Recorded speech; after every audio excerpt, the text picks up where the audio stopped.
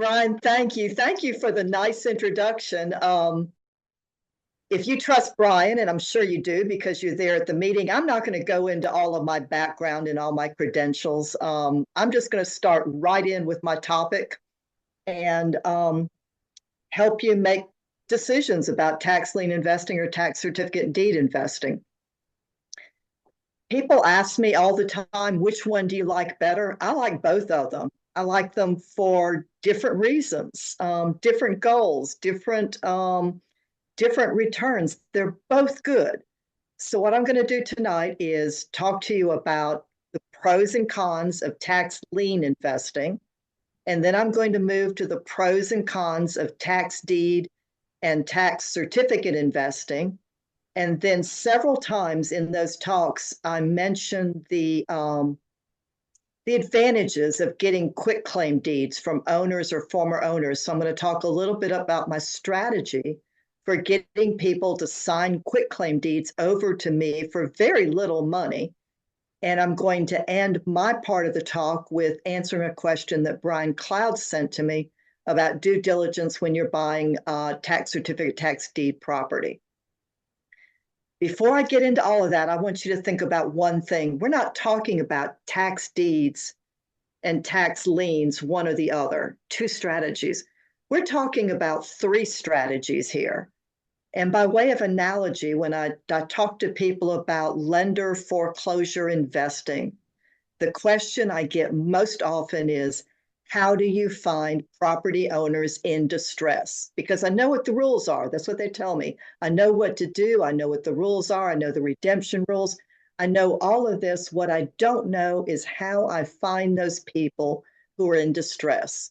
When you're talking about property that is up for auction for unpaid ad valorem taxes, yes, some people, it's merely inconvenient to pay it now. They're not truly in distress.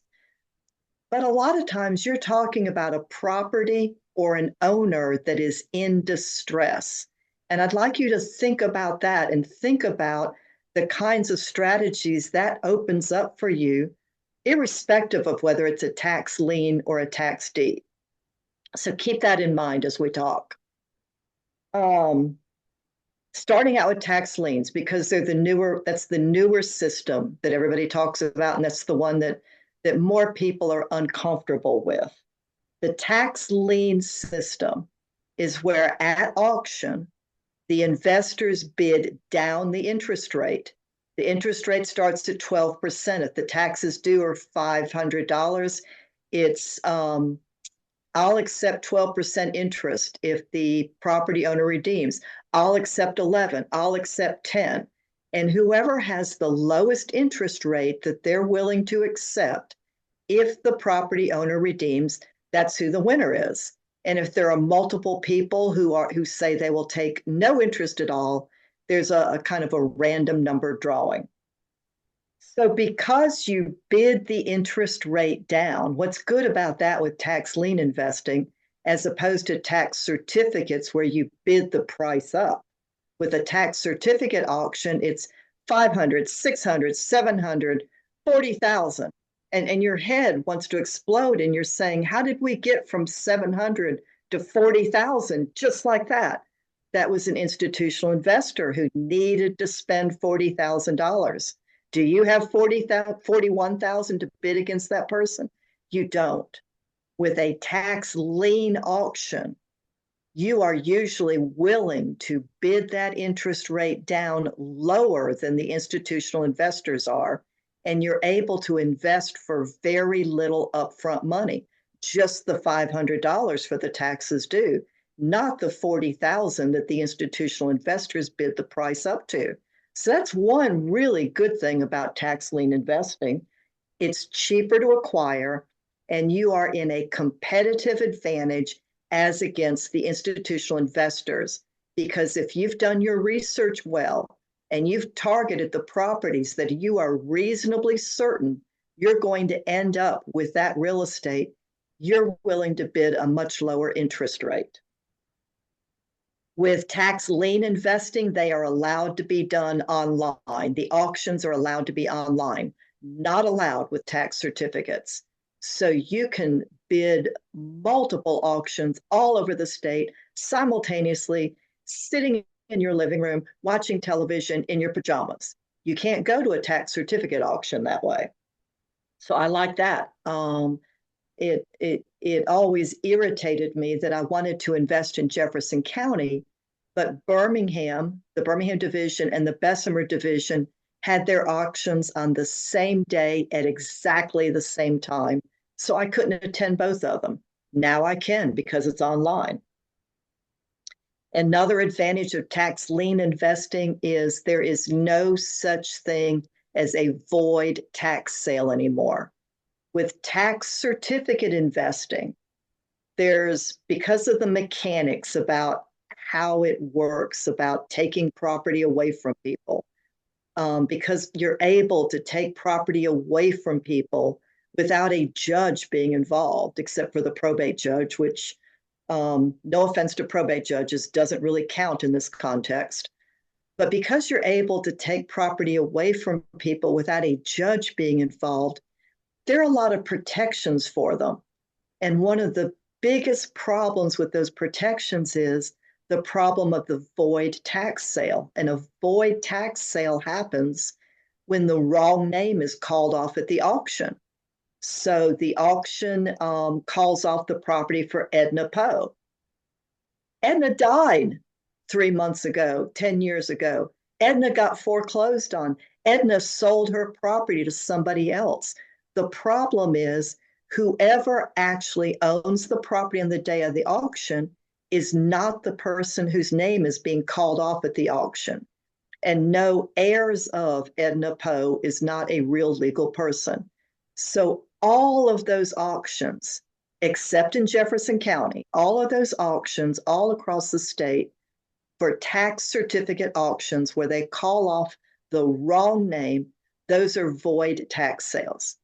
The consequence to you as an investor is you have the benefit of a special statute that says even if it's a void tax sale, Edna Poe's heirs can unwind the tax sale by paying you taxes and interest. So that's good, but it's not a redemption. They call it a redemption, but it's not. It's an unwinding of a void tax sale.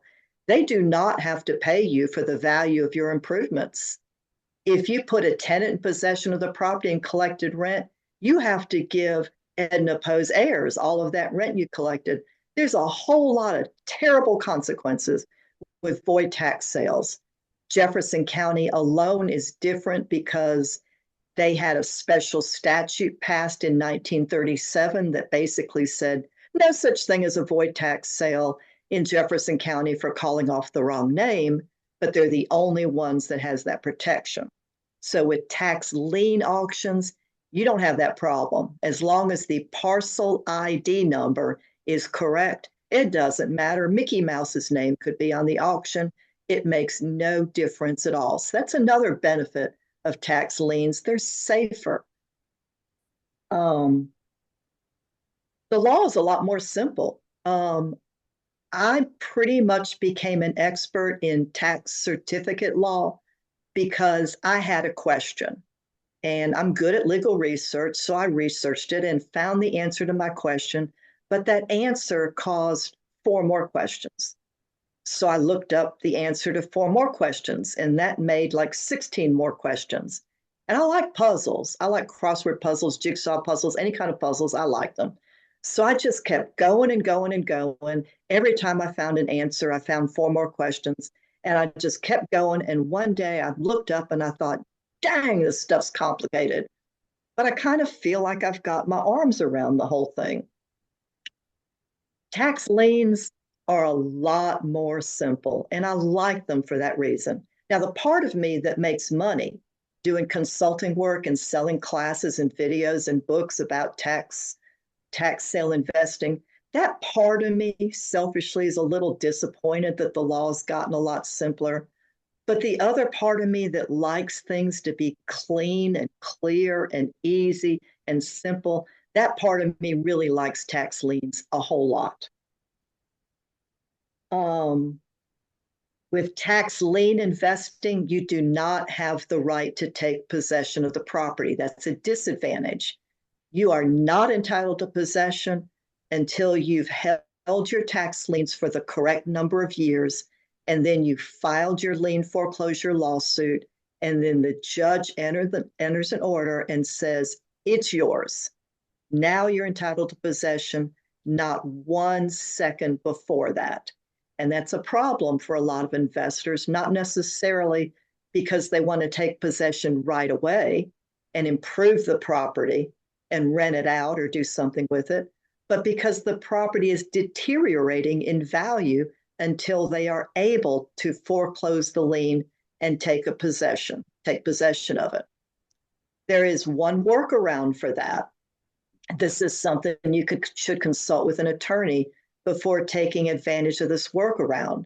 But the workaround has to do with something called tenancy in common. If you have co-owners of property, they're called tenants in common. And every tenant in common has equal rights to possession of the property.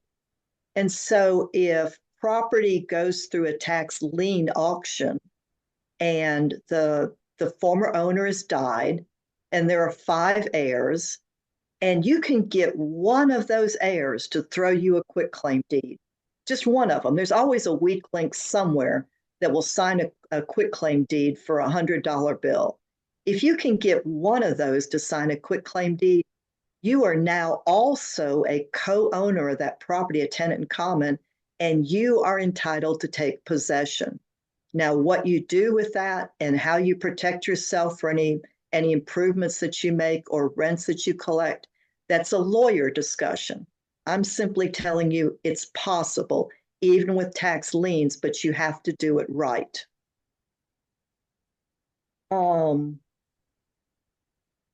With a tax lien investing strategy, you have to file a judicial foreclosure lawsuit at the end of foreclosure liens. But several things happen all at once. The judge forecloses your lien. And foreclosing your lien means that basically it's over with. Nobody has any redemption rights anymore. At the same time, the judge quiets the title in you. And people ask me, when do you get the warranty deed? You don't get a warranty deed. If I gave you a warranty deed, a warranty is a promise. If I gave you a warranty deed, that's me promising to you that the title's perfect. So if it turns out after I gave you the warranty deed that you found out there was, a $100,000 IRS lien against me, you could sue me. You could say, Denise, you broke your promises, you breached your warranties. I'm suing you for $100,000. And I would say, good luck with that. I'm judgment proof. So all you had with that warranty deed was a warm, fuzzy feeling, unless you also got title insurance, which is another topic we'll discuss later on. A judge's quiet title order is way better than a warranty deed. That's a judge saying nobody, absolutely positively, has no rights in this property. You get a clerk's deed, you get the quiet title order, you are able to obtain title insurance with no problems, and you're able to give other people a warranty deed. So that's what that quiet title order in connection with the lien foreclosure does for you. The lien foreclosure, the tax lien judicial foreclosure lawsuit, in my opinion, is a much cheaper lawsuit than a quiet title lawsuit that you usually have to do after a tax deed. I think it should be cheaper, it's easier, it's cleaner, it's probably faster. So I like that. I see all sorts of problems coming up in quiet title lawsuits to gum up the works. I don't see that happening with judicial lien foreclosures. Lot of rules you have to follow with a judicial foreclosure. But if you just follow the rules, you pretty much have it nailed. The rules are spelled out for you. You don't have to read 100 years of appellate decisions, some of them written in 100-year-old English, that's kind of hard to read and figure out what's going on. You don't have to do all of that and put all the little pieces together to get good title after a tax lien auction. You just have to follow the simple, plain English instructions in the statutes. It's something I like a whole lot. Now, what has come to be bad about or has changed about tax lien investing came about because of a United States Supreme Court decision called Tyler v. Hennepin County. And basically, it boiled down to something called equity stripping, which was government through tax auctions helping investors get property really, really cheaply, even though the owner probably had some equity in them. There was value there over and above the taxes. But because of how the tax sale mechanism worked, that equity was stripped out and nothing much the owner could do about it.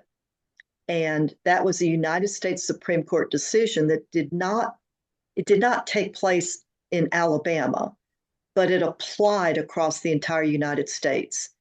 And as a consequence of that, Alabama's tax lien statutes were changed so that we could address the Supreme Court's concerns in Tyler v. Hennepin County. And the most dramatic change is that when the investor files their judicial foreclosure lawsuit, somebody with redemption rights who might not want to redeem, might have the money to be able to redeem. Sure, they could pay, a couple $1,000s to redeem, but the property's in really bad shape and they don't have the $30,000 it's going to cost to fix it up. So there they are, kind of stuck.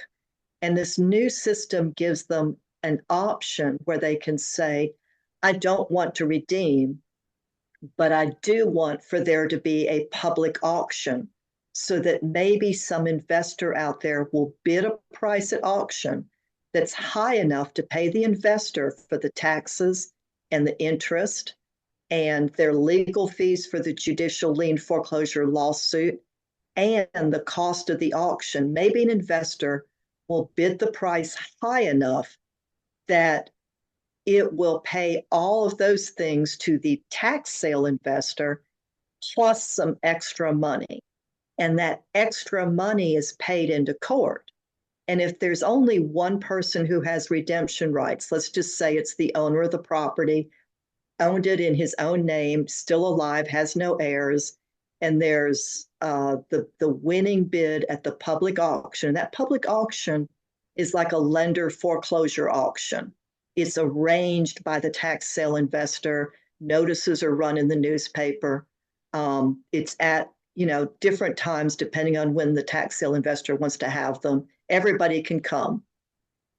So if at that public auction there's a $3,000 overbid, basically over and above the amount to pay the tax sale investor, then that owner can get the $3,000. If there's 15 people who are all claiming to be heirs or, quick claim owners, and they're all claiming part of that $3,000, they duke it out with the court. You, the investor, you're out of it. You got your money. So the bad thing is, before this law changed, you could foreclose your lien and get the property. Boom, it's yours. Now other investors can come to the public auction. And so now everybody's worried. What do I do? I've bid the interest rate down to zero, and somebody else might snatch my deal away from me. Well, my answer to you is everybody's going to have to be doing these. With the way the law is written, in my opinion, other people might differ with me. I'm not 100% certain. I'm like 85% certain about this. But I could be proven wrong. My opinion, because of the way the statute's written and because of all the people that need to be named as defendants and given notices, I think every judicial foreclosure lawsuit is going to require a guardian ad litem to protect the unknown parties. and the guardian ad litem to protect himself or herself and do their job ethically is always going to have to ask for a public auction on behalf of the unknown people with redemption rights who aren't present in court to ask for it for themselves. So I'm thinking all of these are going to end up in public auctions. If you are unhappy about somebody possibly snatching your deal away from you to public auction, there's going to be a lot to choose from. Go snatch somebody else's deal. There's going to be a lot of product out there being auctioned. And as a practical matter, with all that product being auctioned at these public auctions, the buyers are going to get sated. It's not going to be quite the firestorm that you think it's going to be. Another solution is start tracking down former owners or deceased owners' heirs and buying up their rights. And so every person's rights that you're able to buy who has redemption rights is one less person to ask for a public auction. And it's one more person that you get to be the one who gets the money. So if you've bought, let's say there's owner's dead and there are two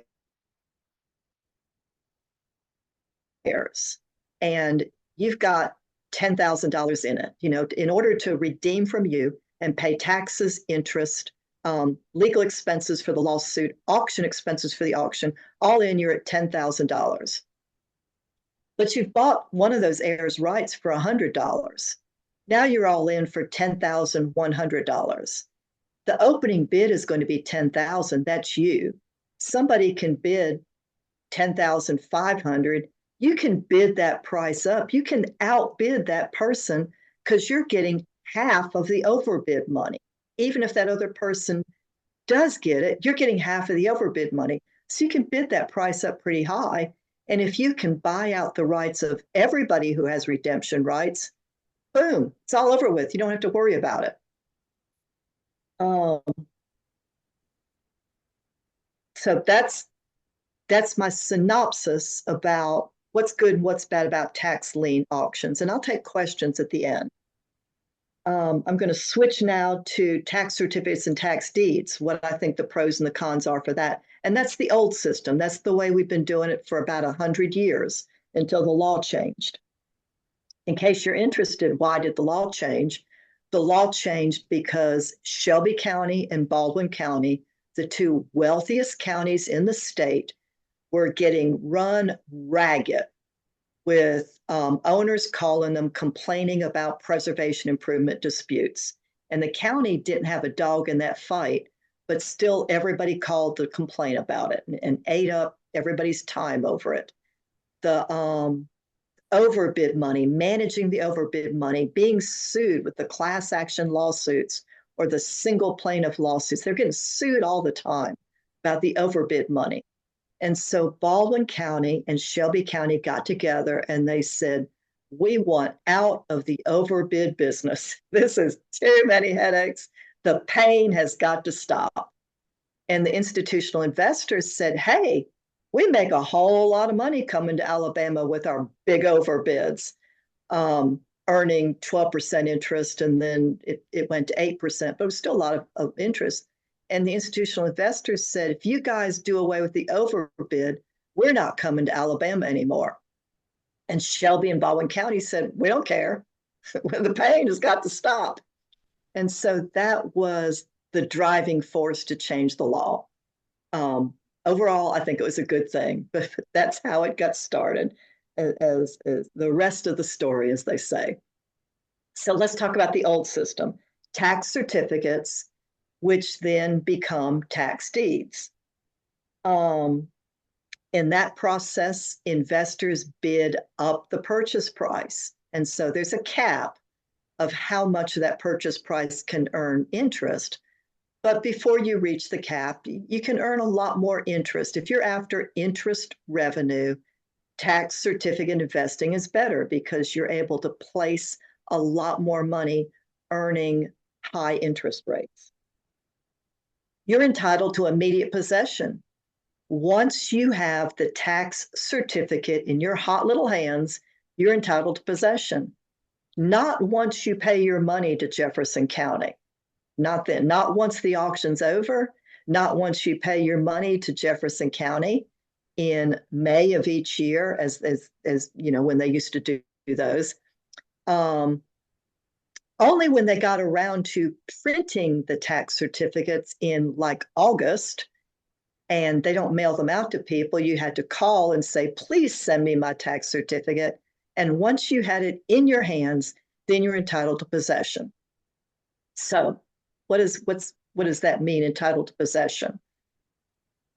If you're a landlord and you've got a tenant whose lease expired the end of December, and they're still there, here it is, January, what is it, the January 14th, they're still there. They're not entitled to possession anymore. You are entitled to possession.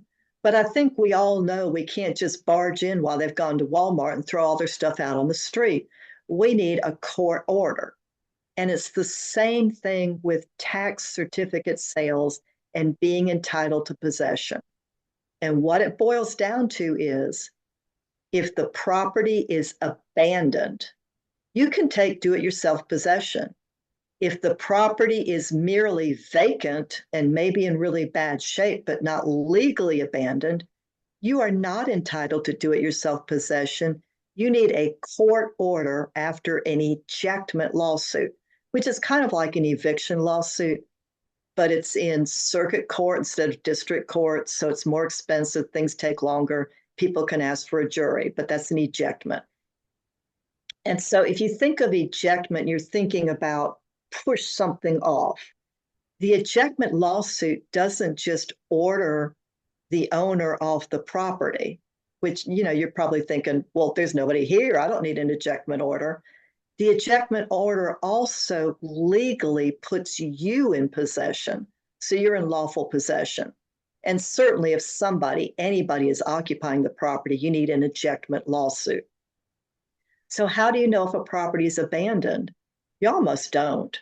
Legal abandonment means the owner has departed and taken whatever they wanted with them and has no intention of ever coming back. And you know, the problem there is once you take do-it-yourself possession and fix the property up and make all your improvements, and somebody drives by and they go, dang, I didn't know that house could look that nice, I'm going to redeem. Better yet, I'm going to claim that investor, that I never abandoned that property. I never formed that intention in my head. And it's so easy for them to lie, isn't it? And so there you are, somebody claiming the property was not abandoned. You did not take legal possession. You took illegal possession. And as a result, you're not entitled to be paid for anything for your improvements. And you're not allowed to keep any money that you collected in rent. And on top of that, you might be liable for damages, for trespass.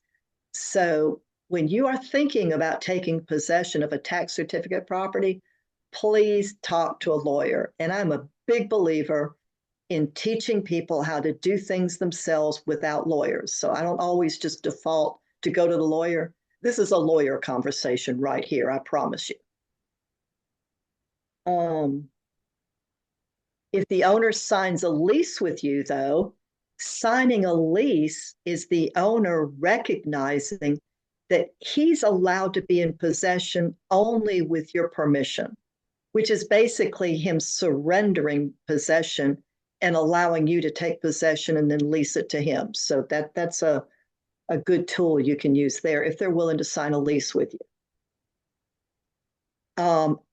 A good thing about tax certificate and tax deed investing is if you do gain lawful possession and you make improvements to residential property, this is residential property only. Now, there's some exceptions for public improvement districts in Jefferson County. I'm not going to worry about those there. Across the state, residential properties only, you make improvements. If the owner, if somebody with redemption rights wants to redeem, in addition to taxes and interest, they have to pay you the amount that you increase the value of the property with your improvements, not the $5,000, $10,000 you spent making those improvements, but the $50, $60, $70,000, you increase the value. That's what you're entitled to. And because of that, it makes it almost impossible for people to redeem, which, I mean, you might, some tiny part of you might feel bad about that. But this property wasn't important enough for them to pay the taxes, wasn't important enough for them to redeem soon after the tax auction, wasn't important enough to do anything with. This is how it works, folks. One landmine about possession is that if you're a tax deed owner and you do not take possession of the property within 3 years after the tax deed date, not the date you actually got your tax deed, but if you had a tax certificate first, the date you were entitled to get the deed, not the date you actually got around to getting it. So if you don't take possession of the property within 3 years after the tax deed date, the former owner can get the property back and not pay you anything at all. Well, that's a really, really bad thing, right?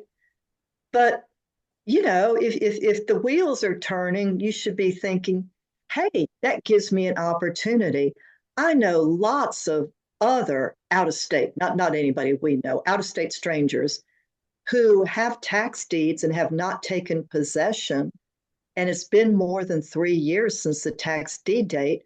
Why don't I track down the former owner and get a quitclaim deed from them? And then I'll be the owner, and then I'll go to that out-of-state investor that we don't like and we don't know and say, naner, naner, naner, under this case called real prop and something called the short statute of limitations, I want the property back and I don't have to pay you 1 red cent. Now, that's a lawsuit. That requires a lawyer. Nobody's going to cave in just because you said so. But it's a simple lawsuit to remove a cloud on title, basically, and get the title back in use. So every problem presents an opportunity of an alternate strategy, and this is one of those. In order to get title insurance after a tax deed, you are going to have to quiet the title, or you're going to have to get quitclaim deeds from all the owners and releases of redemption rights from all the lien holders. And the reason title insurance is so important, you can still sell the property if you have not quieted title. You are not going to be able, you should never give a warranty deed if you haven't quieted title. You just give a quitclaim deed. But you're not going to be able to get full retail price if you have not quieted title.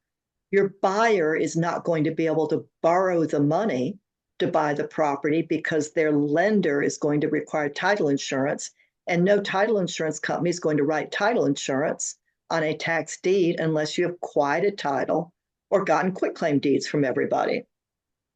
So that's the kind of the biggest downside to tax deed investing that most people are unaware of is the back end expense of the quieting title lawsuit. I've mentioned several times getting quitclaim deeds. I will share with you my personal strategy for how I get quitclaim deeds pretty cheaply. And usually I get them after a tax deed, after it's been more than 3 years after the tax auction under the old system. And if you call the county, if a property owner calls the county, it's been more than 3 years, the tax collector's office will tell them the redemption rights are over with. And more properly, what they should say is your administrative right to redeem through the county is over with, but you might still be able to redeem by negotiating directly with the investor or through a lawsuit. But that's kind of, that's not a soundbite thing. The soundbite thing is 3 years, it's over. And so I don't lie to people about whether they have redemption rights or not. You know, it's not my job to give them legal advice, but I do tell them if my client, my investor has a tax deed or I have a tax deed, I will tell the former owner, because now they're the former owner. I'm not telling you anything the county won't tell you. If you call the county, they will tell you it's been more than 3 years since the auction and you no longer have redemption rights. I'm simply telling them what the county would tell them. I'm not standing behind that myself. Basically, I'm saying it's over with. And I'll say, it makes things a little bit easier and a little bit less expensive for me if you sign, excuse me, if you sign a quitclaim deed. And I don't want them focused on the deed. I don't want them focused on the real estate. I want them focused on the inconvenience of meeting me at UPS offices to sign a deed and get it notarized. And so I'll say, I would be willing to compensate you for your time. I'd be willing to pay you $50 to compensate you for your time to meet me at the UPS office and sign this and get your signature notarized. And usually that does the trick. If I'm mailing it to somebody, I might say $100. I'd be happy to compensate you $50 for your time for fooling with this, and then pay you an extra $50 to cover overnighting it to me and paying for the notary. And that usually does the trick also. Worst case, if I have to go beyond that, I will say, look, my lawyer says I need to quiet the title. I'm not really sure that my lawyer's right, but lawyers, they're just always looking for ways to tell you what the law is so they can make more money. But in a weak moment, my lawyer did tell me if I got a quitclaim deed, I wouldn't have to do that. And so I'm thinking this quiet title lawsuit, I've talked to some people, I'm thinking this quiet title lawsuit's probably going to set me back about $1,000. So how about if I pay you $500 and I save $500 and we stick it to the lawyer, and who's not in favor of that? And that's my last ditch argument. And if nothing else works, that always works. So I've never had a problem getting quitclaim deeds or releases of redemption rights from people. Final topic, and I'll leave time for Q&A. Final topic is Brian Cloud's question about due diligence when you're looking into tax certificate, tax deed investing. And so the first thing I look for is it a void tax sale? Which means if it's outside Jefferson County, I need to make darn sure that tax assessed owner at the time of the auction was still alive and kicking on the date of the auction. And no, having actual notice, the heirs actually knowing about the tax auction is not an answer. This is a real firm rule. So I want to make sure it's not a void tax sale. If the right names, if the owner died after the tax auction, I'm looking for a property that has a small number of heirs, like 3 children, all still alive.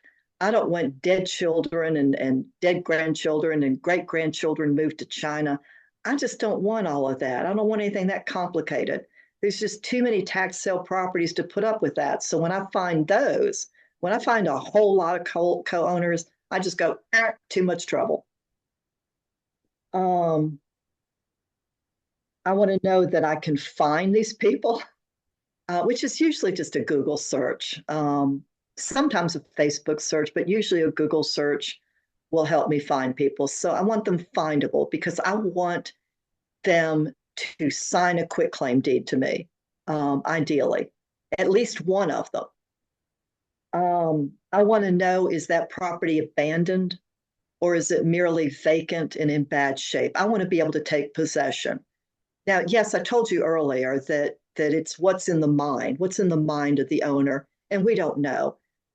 But judges, the job of a trier of fact, which is the judge when there's not a jury, the judge decides who's lying and who's not lying. So if I couldn't find the owner, let's just make one owner, I couldn't find the owner. And I talked to all the neighbors, and the neighbors said, I don't know. I heard he's an alcoholic living on the streets in Cincinnati. And I had searched for relatives. I talked to all the neighbors. I'd done everything I could. I hired a skip trace. They couldn't find them. I might put a sign in the front yard that says, this property owned by, Denise Evans, LLC, tax sale property. I plan to start making renovations in 2 months, and put my phone number on there. And nobody calls me. If after all of that, nobody shows up and says, hey, that's my property, let's have a conversation, I'm reasonably confident that property's abandoned. And if I get hauled into court and I've got all my pictures and my journal and my statements from the neighbors and the bill from the skip trace person, and I've got all of that, and I say, Your Honor, this guy who says it wasn't abandoned, he's lying. Here's everything I did to try to find him, to try to flush him out. The judge is usually going to believe that that person is lying, and he's going to find in my favor. So that's a kind of a fallback thing that you can do. I don't like vacant subdivision lots. With today's prices for construction and with the location where most of the tax sale property vacant lots are, you are never going to be able to build a house on that you can rent or sell for a price to justify how much it's going to cost to be able to build it. So I avoid those. I avoid wonky things. By wonky things, I mean, don't buy the common areas or the streets in a subdivision. That's just not going to turn out well for you. Stick to houses or stick to small residential properties.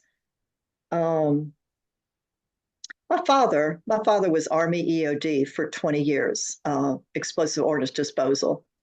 And then he retired from the Army and he worked for the FBI for 25 years, training their agents on and law enforcement from all over the world on how to disarm bombs and how to collect evidence after the bomb, well, how to collect evidence before or after the bomb goes off. And he said the more complicated things get, the more dangerous they are. And so if you're simply disarming unexploded ordnance from World War II, that's fairly simple. There's a book that tells you how that bomb is wired and how to unwire it. But when you start getting into all these complicated things, it increases the risk dramatically. And when I'm investing in real estate, I don't want to be working on those IEDs and those booby traps and all that sort of stuff, those mad bomber stuff. I want to be working on unexploded ordnance from World War II, where I know how it works and we're not getting off into the swamp. So that's my due diligence list, Brian. Call me afterwards and I'd be happy to discuss some other things with you. And I will throw it open to Q&A now. All right, Denise, can you hear me? Denise? I can. Awesome. I can. Can you see me too? I can see you. Why don't we change the view here? That way I can see you. Okay, good. Who has a question for Denise? Because I do want to limit this, by the way, because we can go for a long time. We can go a lot of different directions. So we've got a lot of hands raised. So I think what's probably going to be best, y'all want to just come up here? I think that'll be best. Well, I saw your hand first. So once you come up, I'll get you. Denise, thank you so much. You've got my head spinning. My pleasure. There's so much. Why don't you tell everybody your name, get where everybody can see you in the camera, and ask Denise your question. Awesome. Hey, Denise, I'm William Glass. Thank you so much. That was super informative and helpful. Quick question. You mentioned Jefferson County has that rule where the tax void sales are not a thing. Is that true for property that's zoned like Hoover or City that's also in Jefferson County, or is that just county property? It's the entire Jefferson County. This law that was passed in 1937 has been amended a couple of times, but basically what it says is that for any county with a population over 500,000, if the wrong name is called off at the auction, it's still a good tax sale. So Madison County is getting close, but so far it's just Jefferson County. It's anywhere in the county, doesn't matter what municipality. Perfect. Thank you. Okay. Hey, Miss Evans. Hey. I have a copy of your book here, and I was laboring under the delusion that I was going to be able to get it signed. So I also brought a Sharpie, and I was just, You are so sweet. I was wondering if maybe I could get your book signed the next time I see you. Send me an email and I'll sign the fresh cover page for you and mail it to you. How about that? Okay. Would that be I'll do okay? that. Yeah, that would be great. But I'd love to see you sometime. But yes, I'm happy to do that also. Thank you. That's so kind. Thank you. That's it? I thought you could have an intelligent question for us. Well, I thought that was intelligent. Hi, Denise. Hi. My name is Rosa, and I've actually worked with you. You trained me on tax certificates and deeds, and I had not been aware of the changes with the liens. So after hearing you tonight, if I was to purchase a tax lien, would I need to maintain the taxes for that lien prior to the foreclosure annually because it's a 3-year hold, right? Well, they changed it to a 4-year hold because that Supreme Court decision, they changed it to 4 years to kind of protect the people who were close to getting foreclosed on. I think it's going to go back to 3 years. It might even shorten to 2 years. But to answer your question, first of all, you need to make sure that somebody, well, actually, it's not a problem anymore. Never mind. When you buy a tax lien, you have the right of first refusal to buy the next year's lien. And if you buy it on govease.com, as most of them are, then when it gets a little bit before the next year's tax auction, govease.com will send you an email and they will say, these are all the tax liens you bought last year. Please check, which ones you want to buy this year's liens. And you check the boxes, which ones you want to keep, and they tell you how much and you pay it. And you have the right of first refusal. If you don't buy this year's liens, then somebody else can take it away from you. If you don't hear from govease.com because your email address has changed or something's happened and it's like 2 weeks before the auction, you call the county, you reach out to the county and say, hey, I want to buy this year's lien. What do I need to do? And you fix it. It's your responsibility. Okay, awesome. Thank you. You're welcome. Hello, Jay Ruffin here. Hey. I have a tax deed question. Okay. Do I need to worry about void tax sale if I purchase a tax deed for back taxes? What county? Jefferson. No. I mean, there's technical things, that like there was a lawsuit several years ago that said the Bessemer tax sale, all of the auction properties in Bessemer were void because they had the auction inside the courthouse instead of on the steps. Right, and right. so, those things can happen, but when they happen, everybody around the state goes and they freak out and they pass a statute and they make it retroactive. Okay. So other than those things, Jefferson County, you're good. Okay, thank you. You're welcome.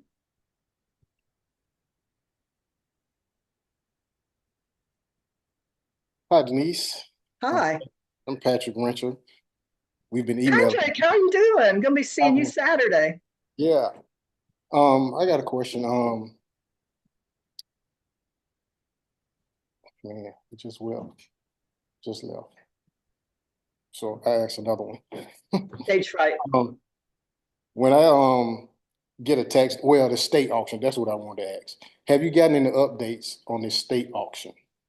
No, what Patrick's talking about is in this last legislative session, they gave Alabama Department of Revenue permission to auction off anything on the state inventory that they've held for more than 5 years. It's been more than 5 years since the auction. And so this public auction of Alabama Department of Revenue properties will be by a national auction company like GovEase, or it could be any number of them. They have to award the contract. And there's no minimum bid. The lowest bid gets the property. The cost to whoever, the highest bid gets the property, but there's no minimum bid. And so if you bid $10 and nobody bids against you, you get it for $10 plus a 15% premium. You have all the same issues that you have with tax deeds. You're not in any better position. It's just you got it at public auction. And last time I talked to Aldor about this, they said they were thinking sometime in third quarter of 25, which I was thinking anybody could get this done by third quarter of 25. We're just talking about hiring somebody else who already knows how to do this, but it's the state of Alabama. So I'm figuring maybe reasonably fourth quarter of 25. When I hear that they've hired somebody and it's ready to move forward, I'll let all of y'all know. Well, thank you. Okay. All right, Denise, I think that we've run out of questions. All right, I did going such an amazing job. I'm answered everybody's questions. Yeah, I think you confused me for sure. I'm so sorry. No, It's a listen, lot. It's a lot to absorb. there's a lot here. And guys, I want to encourage you. Denise, I'll give you just kind of like a final word here. How can people learn more? I know you have classes. There's lots of different things that you offer.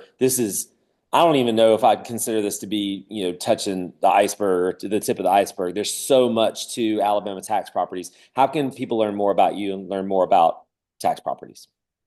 I've got a website. It's butlerevanseducation.com. Butler, like, the Butler did it in the murder mysteries, Butler.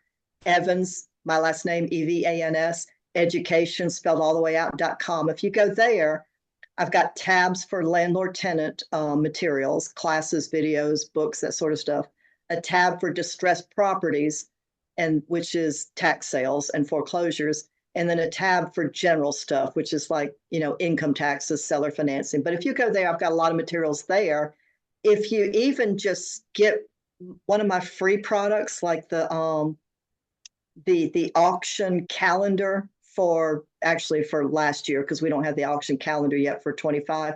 If you just download one of my free products, that puts you on my mailing list, and I will send you updates about what's going on. Guys, so make sure we're doing that. ButlerEvansEducation.com. Go Yes. check that out to learn more about Denise. Denise, thank you so much for doing this. It We was had my pleasure, truly. a great crowd. Let's give Denise a big round of applause. Thank you. Did awesome. Thank you, Denise. Okay, bye. We'll see you soon. Okay, bye-bye.